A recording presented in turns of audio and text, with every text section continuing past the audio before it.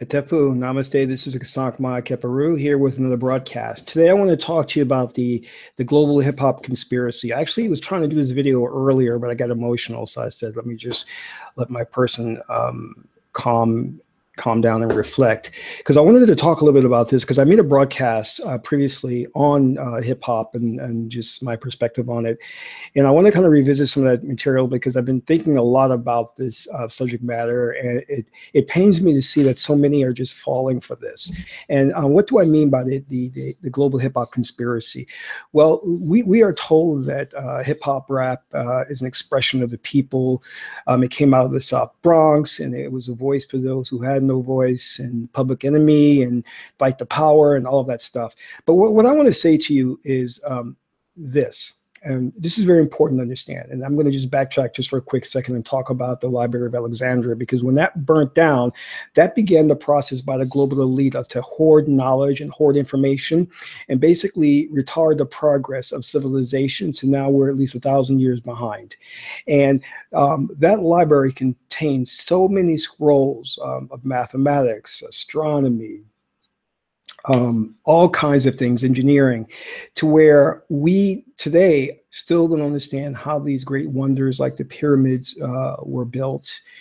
And we can't duplicate that today. And that is because our ancestors used integrated brain thinking. They didn't use just the left brain. They used the right brain and the left and the right brain together in conjunction. And there were some other things that they did. I can go into that a little bit later. But throughout history, one of the, especially in Europe, one of the chief means that the king used to disseminate new laws to the people was through troubadours, through musicians, actors who would travel across the nation or the country and be singing and dancing all the while those plays or scenarios would be embedded with information that would put forth the king's edicts. Okay, and he would say this, that, you have to pay more taxes, and so on.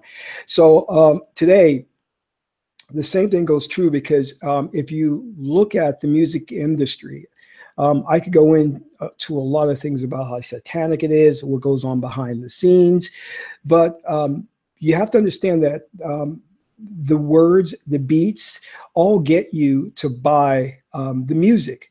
But what is really we have to pay attention to is that what could have been used as a means and method to uplift society to a higher spiritual level is now used to control, manipulate, and basically dumb down the masses of people, specifically the youth. So, you know, we hail these individuals like Tupac, Jay-Z, Puff Daddy, and we say they're great entrepreneurs, great businessmen because they got into the industry and they were able to be successful. Well, they got into the industry at the right period of time. If you do a study about, if you look at their age and when they got into the industry, it was ripe for the pickings. They got in at the right time, right moment, and those doors are closed now. And for you to get in there and think that you're going to achieve the same level of success, your odds of being a hip hop mogul like them, you probably have better odds of getting struck by lightning. All right. This is, and unfortunately, many of the youth, they look toward the music industry and look towards sports as an avenue of opportunity out of the ghetto, out of the streets. But this is the only thing that is presented to them, because we have yet to see the promotion of technology within the minority communities, because that is an avenue of opportunity in and of itself there that could really help to spur jobs, create jobs, and to get the community out of the situation it's in now and prepare it for the future.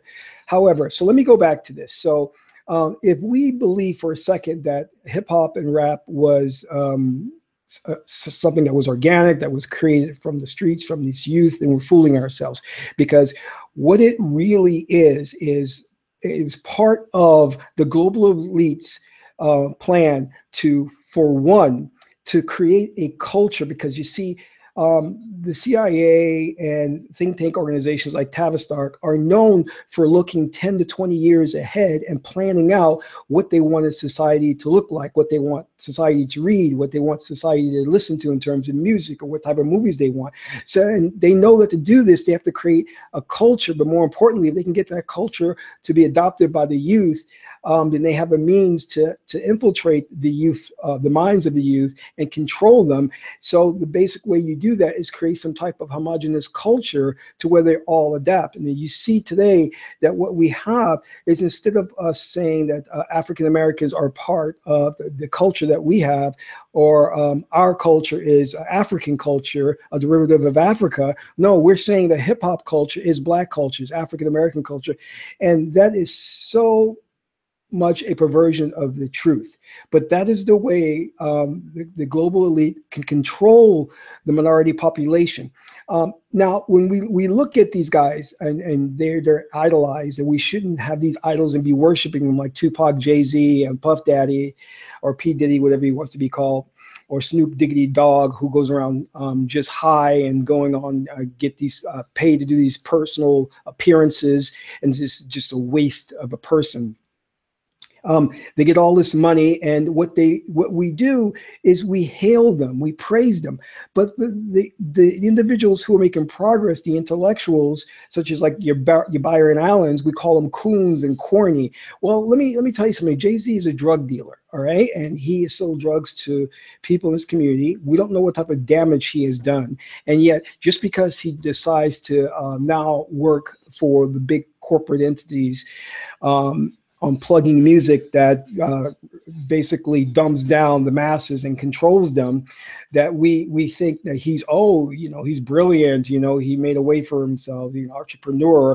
When he was picked, he was selected and propped up there to give you a false sense of hope, as if you can do the same thing. But let me go into something that's more specific. We had the opportunity to take that music and take it back to the ancient ways in which we practice it, that was enabled us to build the pyramids, to create wonders of the world, to create geniuses like, you know, like Einstein's, create geniuses like Nikola Tesla, Imhotep. But what we've done is we've taken that music and sold out, and just now just promote drugs, women, and consumerism, spending money as much as possible, because every rap artist and every sports figure, all they do is take money and spend it and put it back in circulation into the system. You know, there's no collective economics going there to help people get out of the state and condition that they're in now. So we could have taken that music and created young geniuses, and we have to understand that ancient Egypt and the ancient cultures looked at frequency and harmonics as a way to basically uplift the consciousness to become higher spiritual godlike. So the way the cultures were back then is that if you look at basically how the instruments were tuned, they were tuned to 432 hertz, whereas today we stipulate that it should be tuned to 440. Well, 432, that harmonic frequency, is in line with the universe, all right? And that when you listen to it, it has healing properties. Now, instead of these young guys who, well, I shouldn't say young, some of them in their 40s and 50s, who are out there giving out their tracks thinking they can become hip hop stars at their age, trying to build recording studios. If we had built recording studios that would make use of binaural beats or subliminal programming, we could have caused a revolution in the mind, because depending upon the frequency and the repetitive beats and what's under those tracks, you could move the spirit. See, learning is an intuitive aspect. It comes from within, and there are different aspects to learning. There's learning through the right brain, which the right brain comes up with creativity, ingeniousness, and it also is learning that's intuitive, which is Tahuti, where you can connect also to the Akashic records and bring down information, and then disseminate the information to the masses of people. And you can do it through the music. You can put subliminal tracks in the music that will talk to the spirit and have the spirit retain that information, or you could actually direct the spirit to do something, because we know that what controls the actions of individuals is not the left brain, the conscious waking state, but it's the right subconsciousness. So when you appeal to the subconscious mind, then the information that goes in there is retained, and then also the information sticks and it directs the person. So in other words, if I want to say, okay, listen, I need to meet investors to fund the project I'm working on, I can keep telling myself that I'll have to go to networking events and do this and do that. But if I meditate and visualize and see these things, my spirit will have the urge to go out there and do these things without me consciously thinking about it. So when rap music comes along and they're proselytizing drugs, women, and this is overt in the tracks, this is not even subliminal, then that's all we're going to be focused on. And the beats that they use to get you to be more emotional, to act on your emotions, to become more aggressive, and definitely for women to become more aggressive. So this is not in line with the way our ancestors wanted us to live. But more importantly, it will not produce any geniuses. In fact, it's doing the exact opposite. What it's doing is it's creating the aspiration in our youth to become young thugs and hoods, and they think that it's cool to be that way. And it also has the indirect effect of saying to them that being educated is corny, being educated is stupid. So therefore, they'll never make any strides, never progress anywhere, because all they can think about is getting paid, having fun, the immediate gratification, no long-term plans. So this is what our society is doing. And again, we have these special interest groups who have basically taken control of the industry, the music industry, specifically hip hop, on a global level, to get our youth to adopt it as their culture instead of African culture, traditional African culture, and act upon that, and then listen to the tracks over and over again, programming them. And what we're getting is just a bunch of just really lost, ignorant, not in a negative sense, ignorant of self and understanding, ignorant young people who go nowhere but fill up the prison industrial complex. So we've got to start looking at what's going on and seeing that these individuals who we call hip hop moguls have sold us out. They're taking the money, they're taking the women, they're taking the drugs, they're partying it up.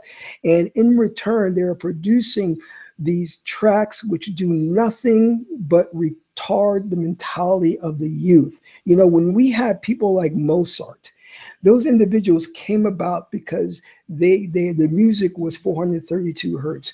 Their music was attuned to higher frequency, so it would access certain chakras and psychic centers in the mind to bring out, to intuit more information, more wisdom, more knowledge, to help nurture the population and the culture, to bring it up to a higher state of being. When you have repetitive hard beats that appeals to the animal spirit, because the ancient Kemetic people said there are two divisions to the spirit, where actually there are more, but I'll just go into the higher aspect, the godlike aspect, and the lower aspect, which is the animal instinct, which is how you see the Sphinx with, the body of a lion, head of a man, and things of that nature, symbolizing those dual aspects, So we have to keep this in mind that, what is it doing? Is it nurturing the mind, body, and the spirit? And is it getting us to act upon things that will help progress humankind or the community? No, it's not. What it does is it's taking individuals and it's creating super capitalists, and those individuals can't scale or do anything that will help the rest of the population, because they're going to be involved in something similar to Reaganomics, where there's the hope that if they become rich, they'll trickle down money to the poor and impoverished, when it doesn't help, because what a solution has to be on a larger scale that's duplicatable. All right. So the idea again is we have to start looking at those special interest group vis-a-vis the think tank organizations and our government that has co-opted the industry to control the population through the music, putting out the lyrics that really are detrimental to people. And we are adapting it as a culture and then mimicking that, because everybody now wants to be gangster thug because they think it's cool. Meanwhile, the intellectuals that are trying to make progress are being called coons and corny and, you know, and all kinds of other euphemisms. But has to stop. We have to start looking at what's going on. Let's stop creating these studios that only mass produce garbage and start now looking at things that will create tracks that are based on higher frequencies. And one of the best books to start on is this one called Super Learning, where the Russians actually started exploring the idea of accelerated learning, and what they came up with was phenomenal. It was just phenomenal. And just to give you just an idea of how our ancestors, the ancient Egyptians, created such a moral and a society that had the advanced engineering ideas, was the fact that when children were born, they were born under a certain personality type or deity, and that determined what they would be best at and accelerate at. And then they will put that individual into school to study that subject matter, let's just say engineering, and then they would have a system the way they would learn right brain learning, where the information was taken into the right brain and it wasn't based on rote memory or regurgitation of information, but on true intuition and knowledge, knowing it, not just learning it. Learning and knowing is two different things.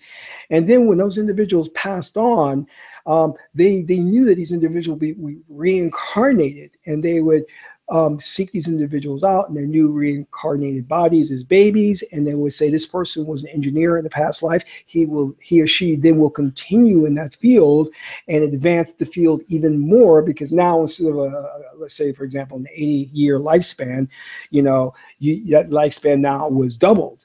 So that knowledge, you know, you now had all that knowledge, maybe, you know, almost 200 years to explore engineering, to make strides in engineering and advancements. So that's just one way our ancient ancestors were reached the zenith of civilization.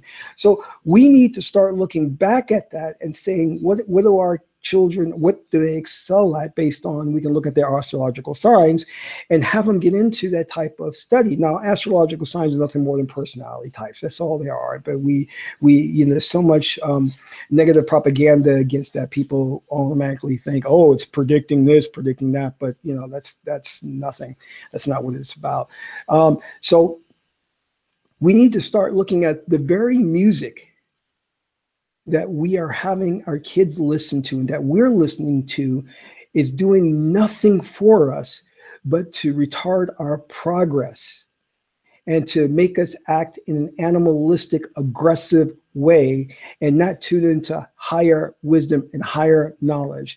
So we've got to stop the madness. We've got to stop idolizing these individuals who have sold us out on a global level, who are pushing out their tracks that are just destroying our society. We're not elevating ourselves. And if we're ever going to get back to creating wonders of the world and advancing our civilization, we've got to first start with the entertainment.